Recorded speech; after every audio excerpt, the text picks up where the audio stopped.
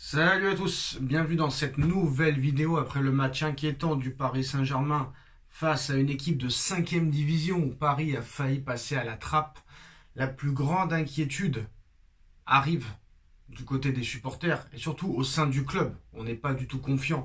Du côté de Nasser, de Campos et au Qatar, on est très inquiet par rapport à ce match contre Manchester City. Il y a beaucoup de facteurs à prendre en compte. Il ne faut pas oublier que Manchester City est l'ennemi juré. Les Saoudiens sont arrivés, on va dire, à peu près en 2008 à City, Paris en 2011. City a remporté la Ligue des Champions. Bon, City sont arrivés 3 ans avant, mais Paris n'a plus vraiment le droit à l'erreur. Et en plus de ça, si tu te fais encore une fois éliminer contre Manchester City de la Ligue des Champions, ça passera très mal. Et j'ai du mal à croire que si Paris se fait éliminer la semaine prochaine de la Ligue des Champions, que Paris n'a même pas réussi avec cet effectif d'aller au moins en barrage de Ligue des Champions, j'ai quand même du mal à croire que Enrique ne parte pas. Maintenant voilà, chacun est naïf comme il veut, comme il peut, mais je n'y crois pas une seule seconde. Maintenant il y a un truc aussi que je comprends pas. Bon, certes, la Ligue des Champions, le format a changé. Maintenant les matchs de poule ou de classement, comme vous voulez, vont jusqu'à fin janvier, mais comme vous le savez, le mercato c'est du 1er janvier au 31 janvier, voire 1er février. Alors apparemment la FIFA et l'UEFA ont accepté au mois de juin que les clubs se renforcent pour la Coupe du Monde des clubs, un peu avant les dates de mercato. Mais là, il y a encore 2 journées de Ligue des Champions. Il y en a qui sont dos au mur, comme City, comme Paris, comme le Real Madrid, qui auraient peut-être besoin d'avoir leurs recrues pour ces 2 matchs de Ligue des Champions. Mais malheureusement, toutes les recrues qui arriveront au Paris Saint-Germain, à City ou peut-être au Real Madrid ne pourront pas jouer ces 2 matchs de Ligue des Champions, vu qu'ils ne sont pas inscrits sur les listes de Ligue des Champions. Donc à l'arrivée, pour moi, ça n'a aucun intérêt, parce que là, Kvaratskhelia, il va arriver. Tu ne pourras pas le faire jouer. Marmouche et le défenseur de Lens, dont je ne me souviens pas le nom, qui est un petit peu imprononçable, ne pourra pas jouer non plus. À l'arrivée, si tu prends Kvaratskhelia, mais que tu es éliminé de la Ligue des Champions dès avant les barrages, ça ne servira à rien. Non mais c'est la vérité, c'est pour ça que ce sera très intéressant de voir ce PSG Manchester City, parce qu'il y aura un grand perdant. Quoi qu'il en soit, il y aura un très grand perdant. Si City perd, ils seront aux portes de l'élimination. Si le PSG perd, ils seront aux portes de l'élimination. Si à match nul, ça n'arrangera personne. Pour rappel, Paris va dépenser 70 millions pour Kvaratskhelia. Manchester City va dépenser 80 pour Marmouche et 50 pour le Lensois. 130 millions du côté de City pour se faire éliminer et rester sans rien jouer pendant les 3 prochains mois. 6 prochains mois, excusez-moi. Si Paris se fait éliminer, tu viens de recruter Kvaratskhelia qui n'aura même pas joué en Ligue des Champions, vu qu'il n'a pas le droit, pour la Ligue 1, alors qu'on sait que tu vas être champion quoi qu'il arrive. Ça n'a ni queue ni tête, ça n'a aucun sens. Moi je pense que ces joueurs-là devraient être inscrits et l'UEFA devrait faire, on va dire, bon sens. Malheureusement l'UEFA n'est pas compétente. Mais voilà, quoi qu'il en soit, il y a un mercato.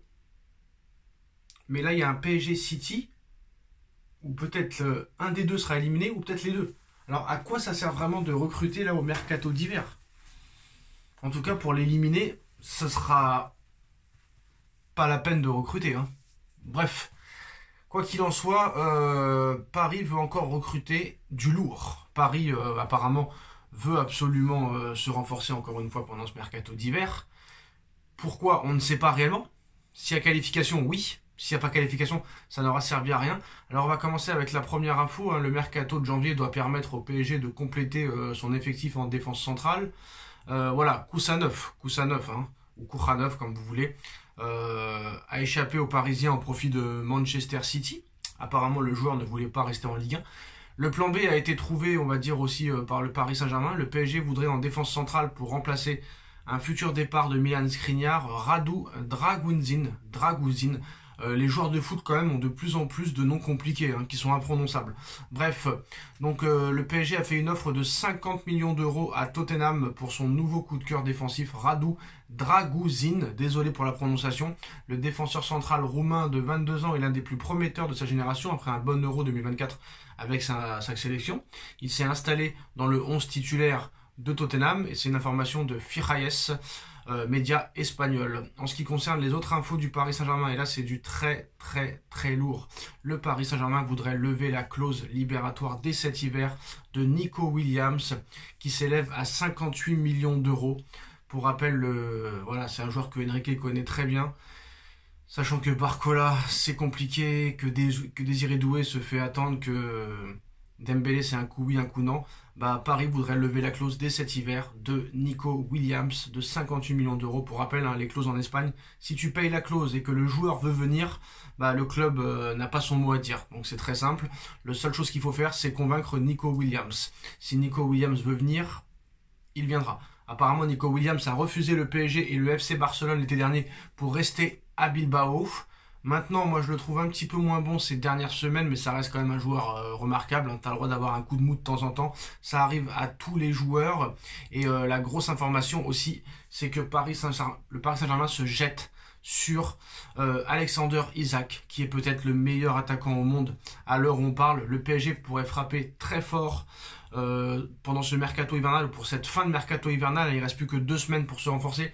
Le club de la capitale se cherche notamment un joueur offensif ou un attaquant fiable pour le plus haut niveau. Luis Enrique n'est pas vraiment soi-disant. Enfin, c'est ce qu'il nous fait croire. Il nous fait croire qu'il est satisfait de son effectif actuel, mais il ne perd jamais une occasion de dire qu'il lui manque peut-être ci ou ça. Cependant, l'Espagnol n'est pas contre la venue d'autres joueurs dans les prochaines semaines, capables de pouvoir apporter leur pierre à l'édifice.